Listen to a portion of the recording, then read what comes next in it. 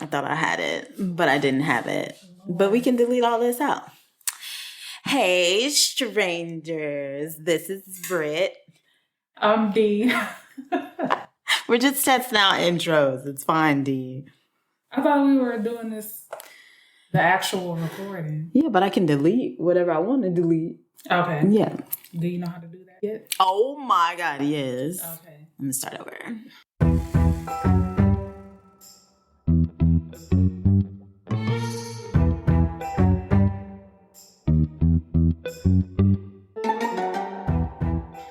Hey there, strangers. This is Britt. I'm D. And this is It's a Strange World After All. The first episode. Wait. Is this going to be this is not going to be the first episode, though. Yeah, we'll just go wherever the wind takes us. Okay. This is the one that we have ready to go. Yeah. But it was supposed to be the first episode, but we had a change of plans. So we wanted to cover Black cases first for Black History Month. Because we Black. Yeah, we're African American. This is true. Okay, so I picked this case because, first of all, we're from Texas. This happened in San Antonio. Were you born in San Antonio? No, I was the first of generations to be born in Dallas. Okay, so I was born in San Antonio, but raised in Dallas. But this one was in San Antonio, and I wanted to pick that one because it's our hometown. Well, my hometown. It's my hometown, too, by spirits. I don't know. So this is the case of Nicholas Barclay. Can we title this A Case of Mistaken Identity? Maybe. That'll work. It. Oh, okay. Yeah, I think so. All right. Good job. Thanks. So, getting into it, he was last seen June 13th, 1994 in San Antonio. He was playing basketball with his friends, and then he called his mom to pick him up. But I guess she was she asleep? Yes. His brother ended up answering the phone and was like, no, just go ahead and walk home. And then that was the last time that he was seen. Yeah, and his mom, Beverly Dollarhide is her name. She actually worked overnight. That's why she was asleep. It's not like she's just like this terrible mom and was like, nah, I'm asleep. I'm not going to pick you up. She actually works overnight and she was asleep when he called. Yeah. So, I mean, I don't want to call her a terrible mom. This is off script, but I don't know. Maybe she did the best she could do, but she was like at the time a drug addict. Yeah, that's true. We'll get into it. Keep that in mind. Yeah. Okay. He was 13 when he disappeared, and he was last seen wearing, I'm going to mess up my words a lot, so. Oh, I can't do that because that belongs to someone else. I was about to go, hey, Tom. Shout out. I forgot where I was. Okay.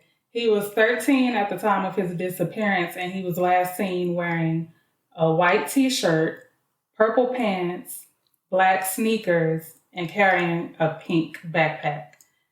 Not trying to be funny. This is off script too. Lord. But how could you not notice him? Oh, by what he was wearing? What he was wearing. Like, nobody saw him. I didn't even think about that. I didn't think about the purple pants. Purple pants and a pink backpack. Okay. I never even thought about that. That's a good point, though. Yeah.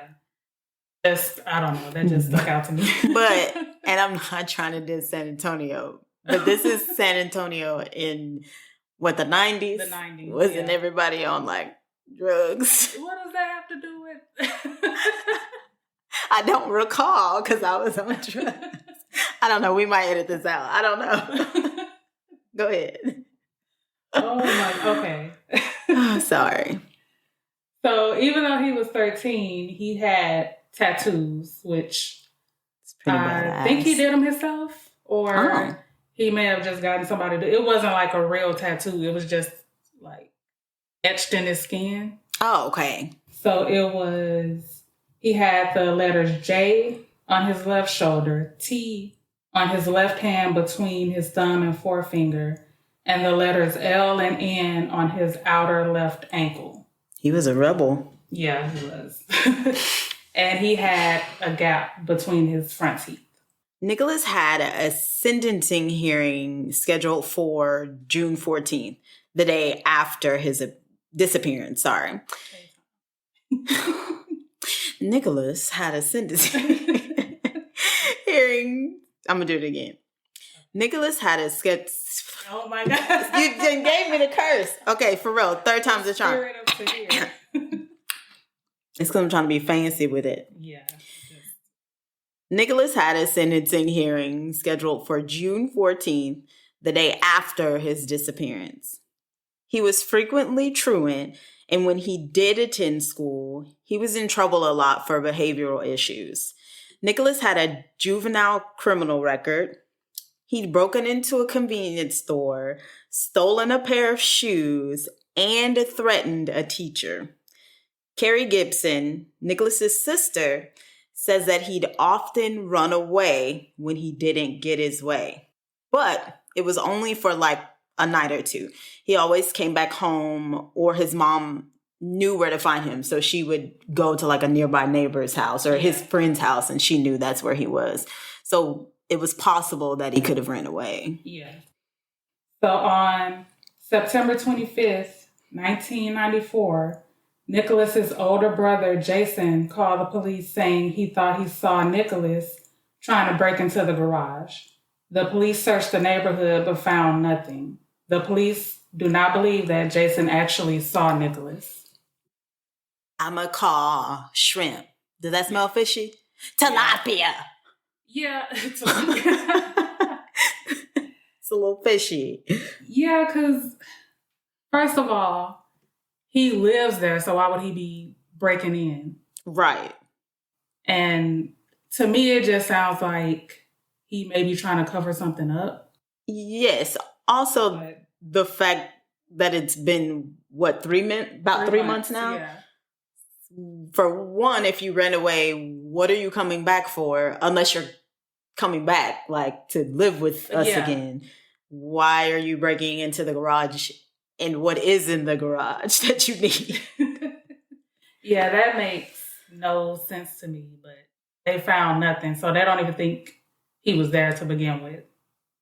So on October 7th, 1997, 3 years and 4 months after Nicholas's disappearance, law enforcement in Linares? Is that how you say it? I'm going to say Linares. Linares, Spain, received a call from a tourist. The tourist said that he and his wife found a teenage boy. The boy seemed to be very scared and in need of help. So they sent someone to pick him up and take him to a shelter. That same night, the Center for Missing and Exploited, I can't even talk. See, it's not just me. Children in Arlington, Virginia, received a call from a police officer in Spain by the name of Jonathan Duran. He told them that he had a teenage boy in his office that had been missing for around 3 to 4 years and that he was an American. It was concluded that this boy the tourists found was Nicholas Barclay. They immediately reached out to Nicholas's family. So Nicholas's older sister, Carrie, gets in contact with the shelter in Spain that Nicholas is supposedly had been picked up at. Is that English? Okay. Probably. Barely. Okay, she speaks with Jonathan Duran, who said he was the one who figured out who Nicholas was. He tells her that Nick has been abducted and was forced into like a sex ring operation. He had escaped and was found wandering the streets alone in Linares, Spain. Carrie asked to speak with Nicholas. This is awful. Okay. Asked to speak with Nicholas to verify that it's really him. Nick doesn't say much except for like a faint, I love you. I'm imagining that it sounds like that. I love you. And she tells him basically that she's going to come to get him. Carrie. On October 14, 1997, she flew to Spain. When she gets to the shelter, she is not met by the all-American Nicholas Barclay with his blue eyes and blonde hair. That's why I call him all-American. Oh, okay. Is that what all-American is? It's what it's been. Okay. I don't... Okay. I guess. Instead, she meets Frederick Bourdin, who has dark brown eyes and dark brown hair that he has so clearly dyed blonde. Was his roots showing? His roots were showing on, like, when you go back and look at the videos or, like, that interview. They were, yeah. Yeah. Y'all. Okay. Yeah. Carrie notices... So she does notice that Frederick has the gap like Nicholas, and she notices that tattoos.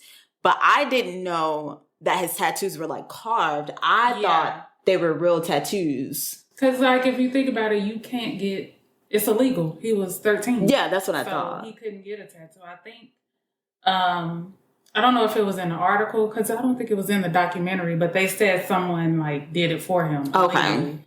With like a hanger or something.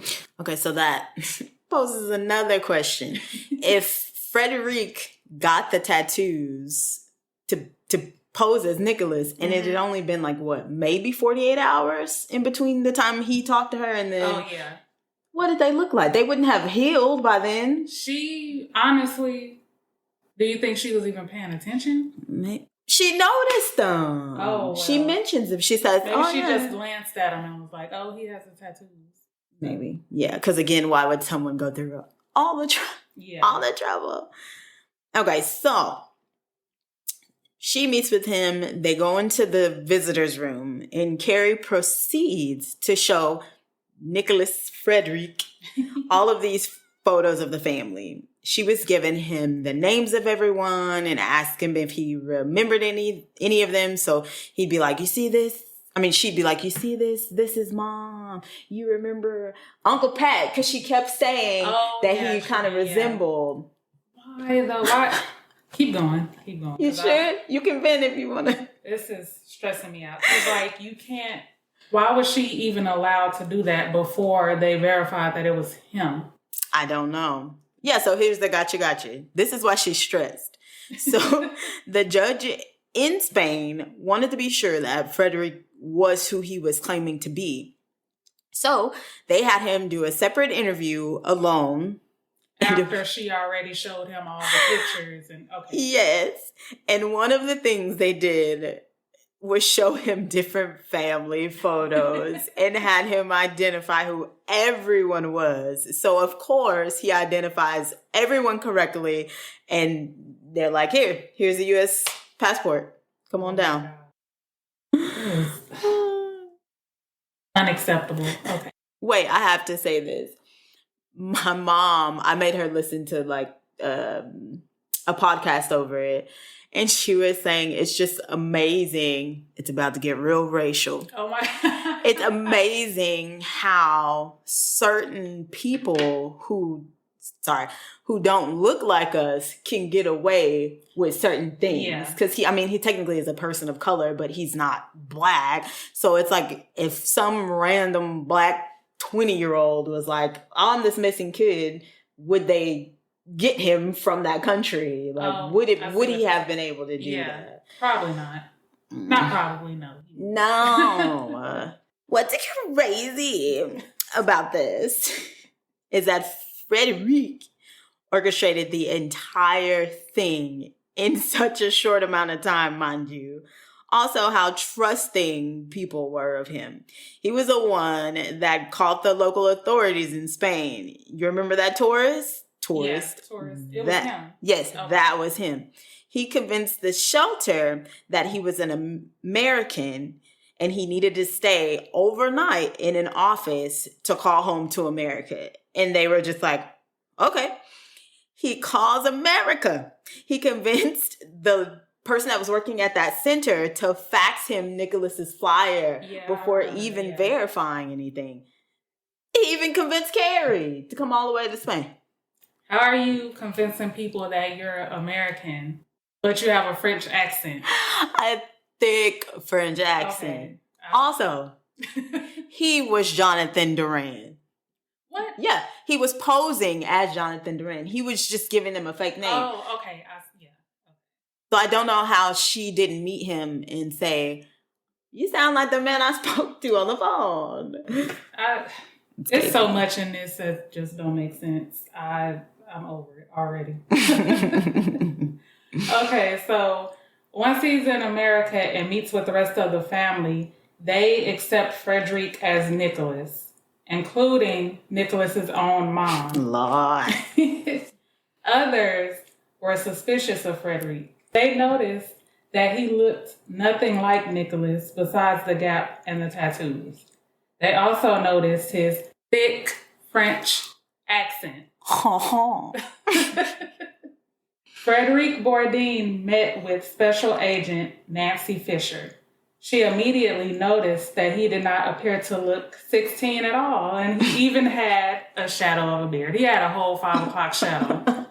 I mean, it's possible for a 16-year-old to have a beard, but... It hit different.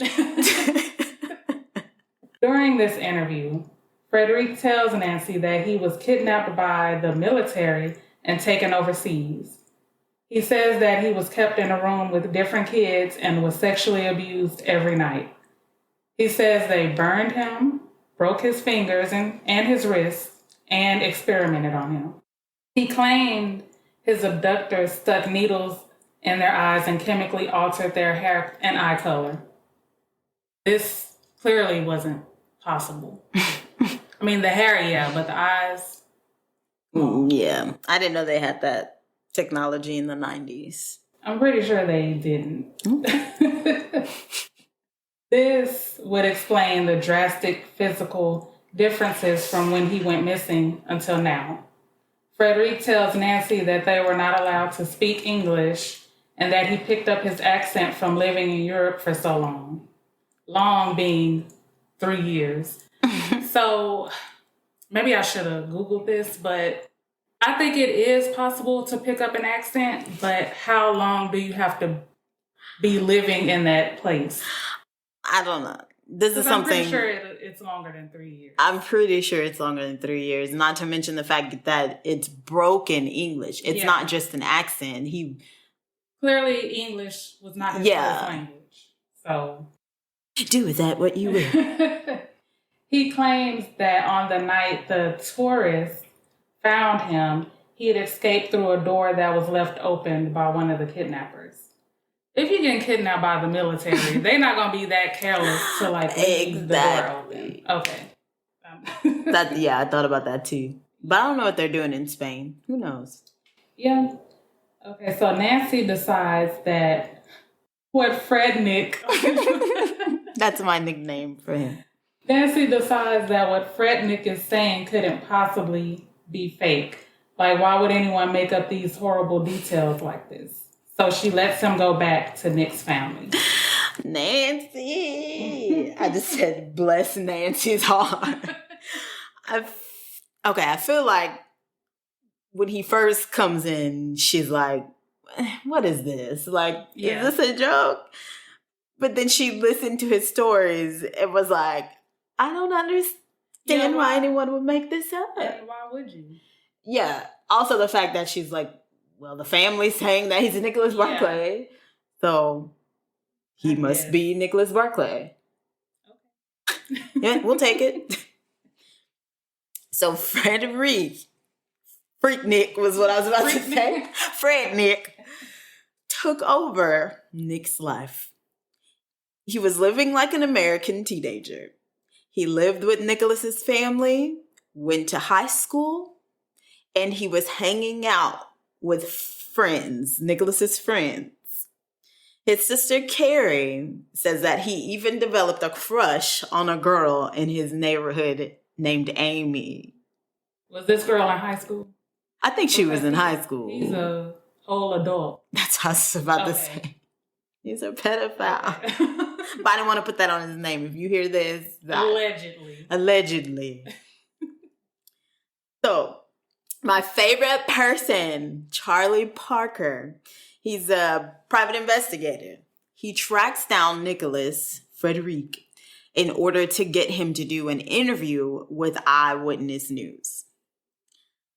While Charlie was watching the interview from behind the scenes, he noticed a picture of the real Nicholas Barclay and again saw that he had blue eyes and Frederick had the darkest of brown. Charlie decides that he needs to compare Frederick's ears to Nicholas Barclay's. And I'm sorry, he noticed, of course, the other inconsistencies about Frederick. Yeah. So he decides, I need to maybe compare Frederick's ears to Nicholas Barclay's.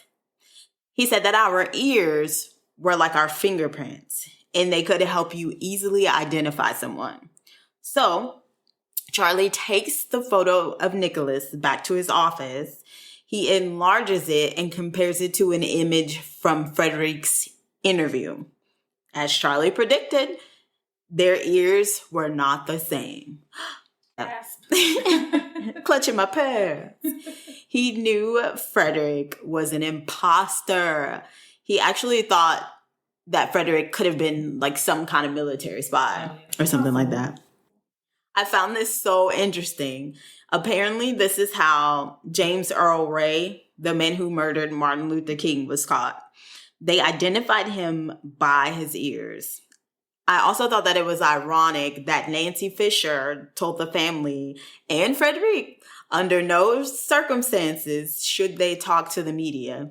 Then he gets caught by doing an interview with the media. And he said he just did it because he wanted the attention. You got it. Stupid, you know that you're not this little boy. Yet. But you still on TV. Yeah. Stupid. Yeah, it was pretty. And he was fresh too. He had his hat and I was like, he was. I was like, okay, Frederick. But, I mean, why would you do it? I don't know. Stupid. When asked for more details about his experiences, Frederick couldn't remember any important details, such as places or names that would help his kidnapping investigation. He blamed his trauma whenever he couldn't remember things, including things about Nicholas's childhood, family, and friends. Nancy convinced the family that she thought it was a good idea for Nick to see a forensic specialist in order to help him deal with his trauma. Nancy took... I'm sorry. All I kept thinking was no more trauma for me. Anyway. Go ahead. Your question. I forgot. Sorry. I don't even know where I was. They were going to take him to see a forensic specialist. Nancy took Frederick to Nick to the Texas Children's Hospital in Houston. There, he met with Dr. Bruce D. Perry. Dr. Perry knew right away when talking to Frederick that something was wrong. He noted that Frederick didn't show any signs of someone who suffered from trauma, because he didn't. He also noted Frederick's French accent and knew that he could not have been raised in a household that spoke English. Nancy calls Nick's mother. I said, her mother. His sister. He called somebody in the family.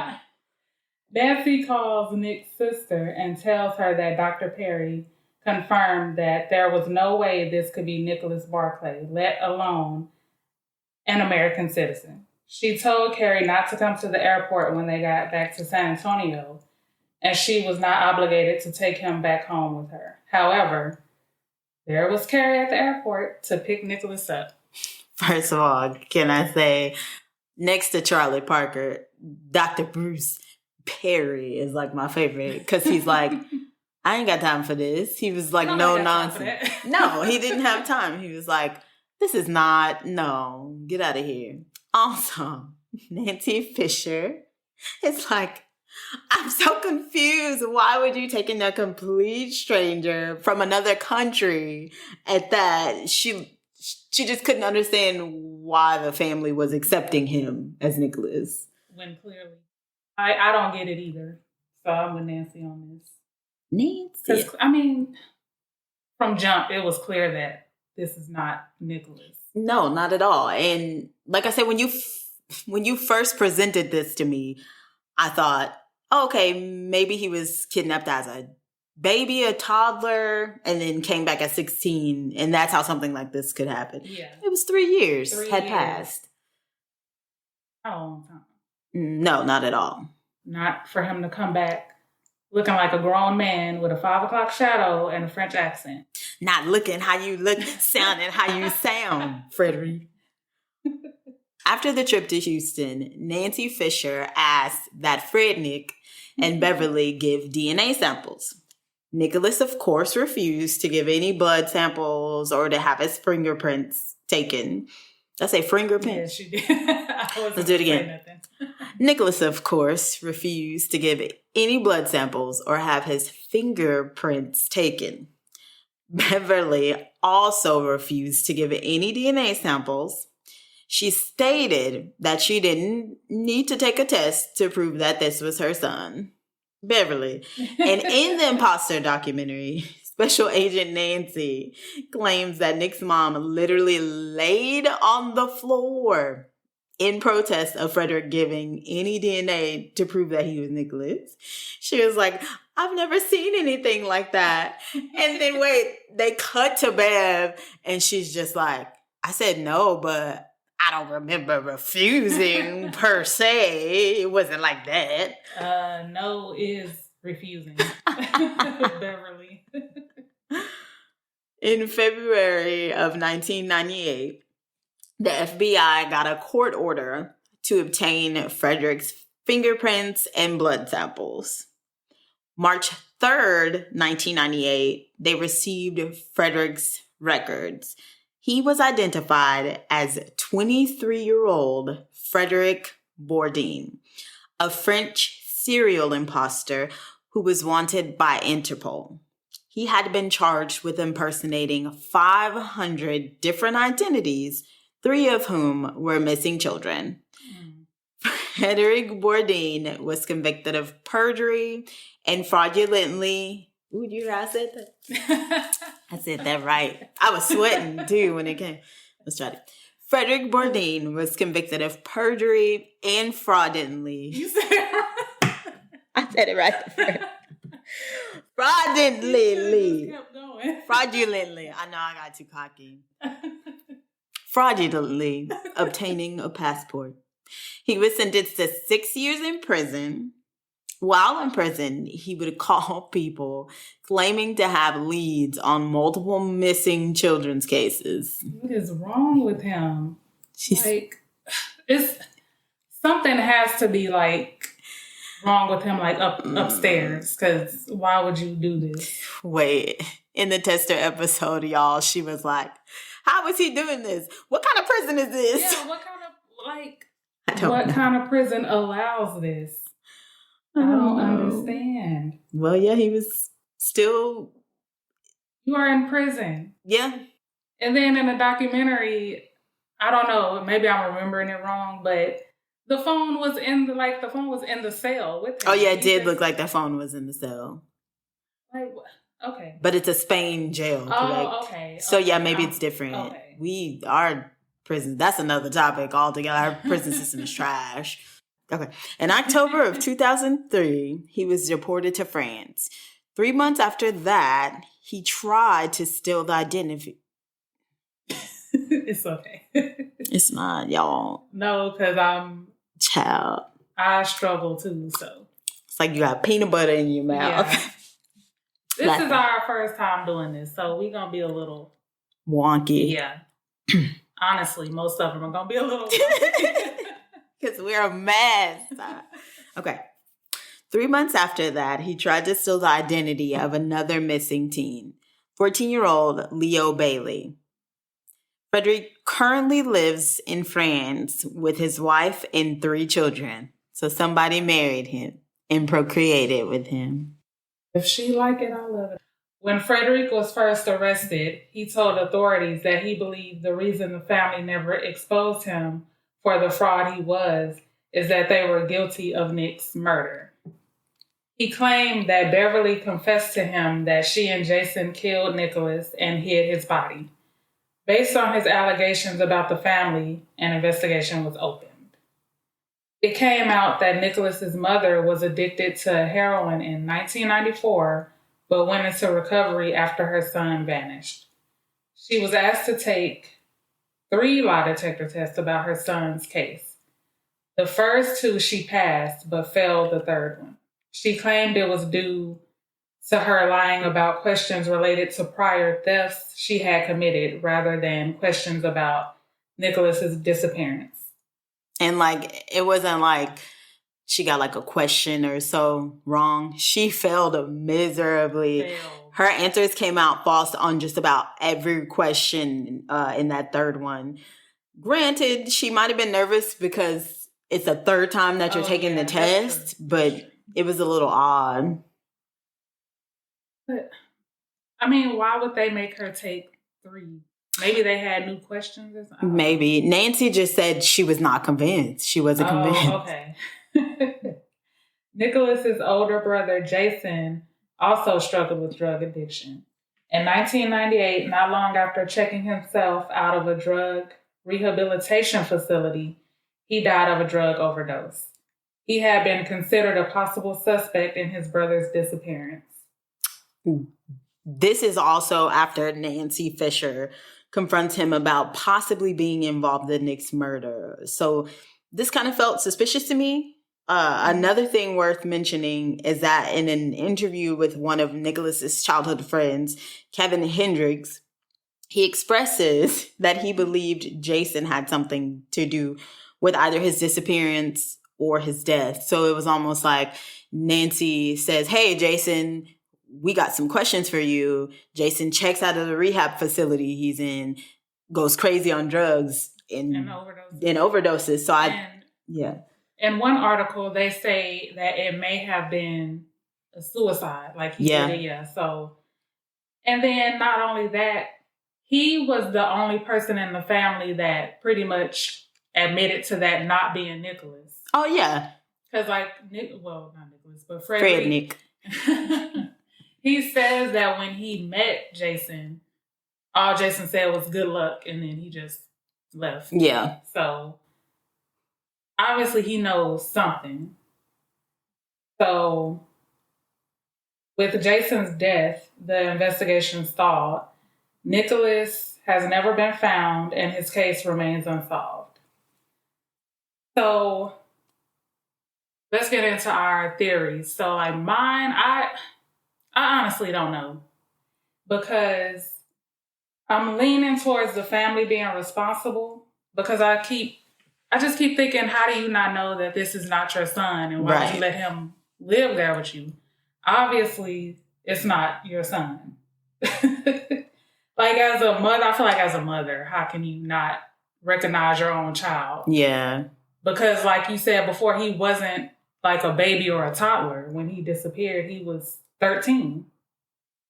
So I don't understand that. And then, like, maybe he just ran away. Maybe he was scared because he had the court appearance, and maybe he thought he was going to go to jail or whatever, and he just ran away. And yeah, and I could easily see like Jason being how he was described, saying something like, "Oh yeah, you're going to go to jail, and bad stuff is going to happen to you," and scaring him. Yeah.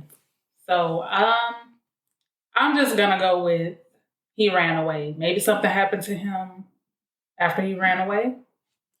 But that's my theory. He just ran away. Yeah.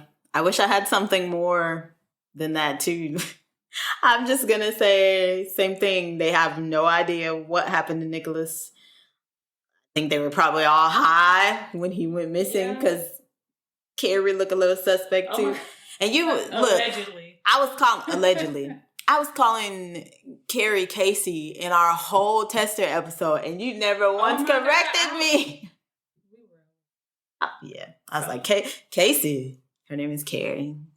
But yeah, I believe that his sister Carrie may have experienced some sort of cognitive dissonance, or maybe the whole family. So it was like, Spain is calling. Spain is calling. They're telling me they got Nicholas Barclay. They talked to the American embassy. They're setting this up. There's no way that they could get this wrong. Yeah. So I mean, this is who he is. And then when she saw him, she may have been like, I don't know, but they went through all this trouble to get him back. So it has to be Nicholas. Like I said, same thing with the family. It was like they did all this to get him back. So it just has to be Nicholas. It was, yeah, it was kind of too late to turn back. So they convinced themselves that Frederick, with his dark hair, dark eyes, roots showing, French accent, that was who that was. This whole case just stressed me out. Like, especially seeing him, like watching a documentary and seeing him, like, I just don't understand. How could you not know? Yeah. And then, like, so the video of him getting off the plane, that was the most awkward. Like, he had on a hat, his scarf covered like the whole bottom half of his face, and then he had on like sunglasses. It was sus. Yeah. And I just don't get it, but I don't know. I think he just ran away. That's it. Solved it. He ran away. But I mean, we didn't solve it because we don't know like where his body is, or I mean, all we have. And that's all, folks. Let us know what you think. Put it in the comments on our Instagram. We don't have Instagram. It'll be at It's a Strange World After All. I'm sure. Possibly. If the name is not taken. If the name is not, it's not. That's it. We'll see you next time. And remember, keep it strange.